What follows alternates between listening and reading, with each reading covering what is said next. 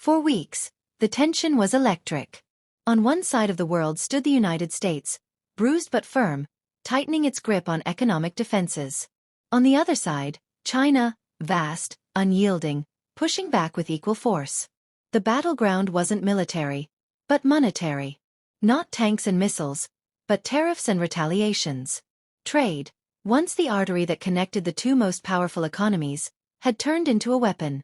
And then, against all odds, came the whisper of diplomacy. In Geneva, Switzerland, after weeks of economic cold warfare, the world finally witnessed a thaw. Welcome to Glorica 26.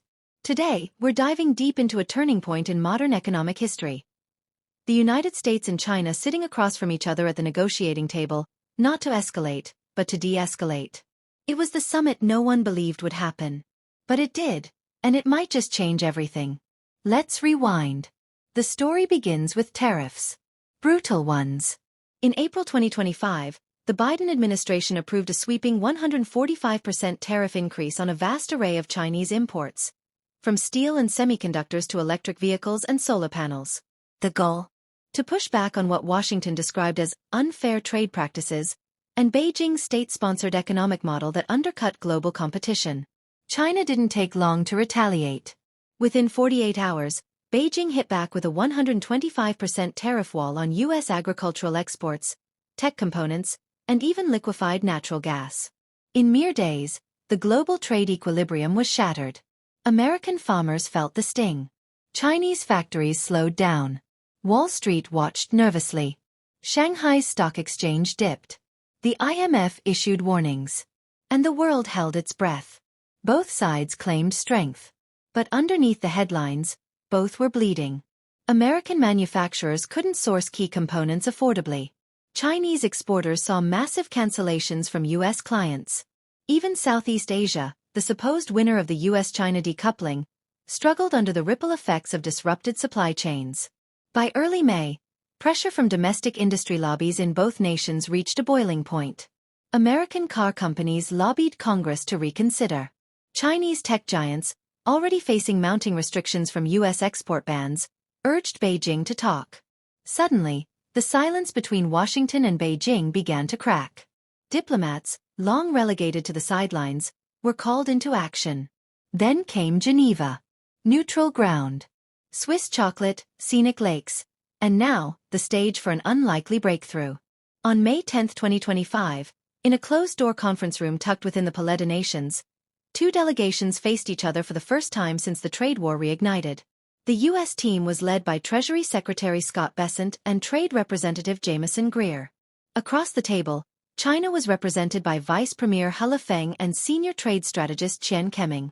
Behind them, a wall of advisors, economists, and security personnel. The first hours were stiff. Cold greetings. Scripted statements. No cameras. No press. But something changed. By late evening, the temperature in the room began to warm. Not literally, but diplomatically. Sources close to the talks revealed that both sides came with small olive branches. The U.S. offered a suspension of tariffs on electric vehicle components, a key export for China. In return, China signaled willingness to ease restrictions on American agricultural imports, particularly soybeans and corn, lifelines for rural U.S. states. It wasn't much. But it was enough. By May 11th, a joint statement emerged. The United States and the People's Republic of China have reached a consensus to pursue a phased reduction of tariffs, focusing on restoring trade flows and building a stable commercial relationship, it read. Short. Diplomatic. But powerful. Markets reacted instantly. The Dow Jones surged by 600 points. The yuan strengthened against the dollar. Even oil prices stabilized. But make no mistake, this was not a peace treaty. It was a truce. Fragile. Conditional. And still riddled with unanswered questions. What happens to the deeper structural issues? China's state subsidies? U.S. export controls on advanced chips? The cybersecurity tensions and IP theft allegations? Those are still unresolved. The Geneva talks did not, and perhaps could not, address them. But here's why this matters. In a world where economic nationalism is rising and global trade is becoming increasingly weaponized, the fact that these two giants could step back from the brink, if only slightly, is no small feat. And behind the scenes, the motivations were strategic. For the United States, the inflationary impact of tariffs was beginning to bite. Higher costs for consumer goods, from smartphones to household appliances, were becoming politically toxic.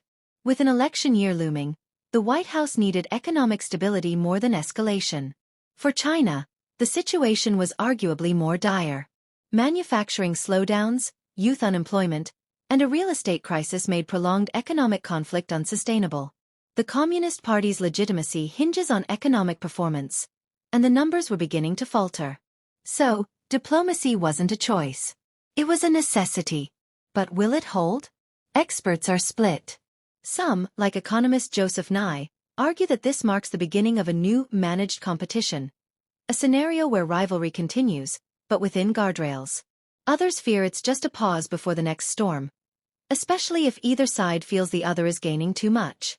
Let's not forget, the last time the US and China agreed to a trade truce, it collapsed within months. So what's different this time? Possibly the stakes. The 2025 version of the US-China rivalry is no longer confined to trade. It spans AI, green tech, military influence, and ideology. Each country is racing to define the global order. A prolonged economic war would only weaken their hands, especially as the rest of the world moves on. Europe, India, and even Brazil are positioning themselves as alternative trade hubs. The longer the US and China feud, the more ground they risk losing globally.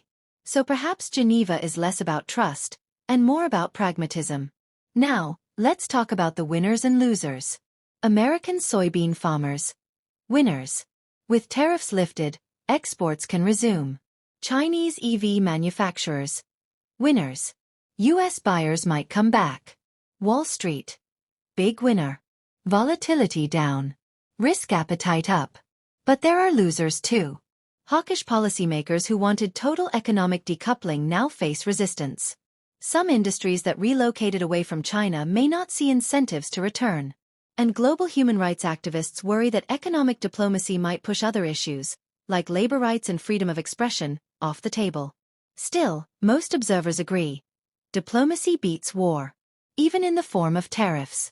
In the weeks ahead, both nations will begin technical meetings to draft a timeline for tariff reductions. Washington wants it phased, based on good faith actions. Beijing wants immediate relief. In Geneva, they found common ground. But the road ahead will be anything but smooth. As always, time and trade will tell. But for now, after months of standoff, we finally saw two superpowers sit down, look each other in the eye, and talk. That, in today's world, is a victory. Stay tuned with Glorica 26 as we continue to decode the global chessboard, one move at a time. Would you like a follow-up episode focusing on the specific impact on US agriculture or China's EV industry?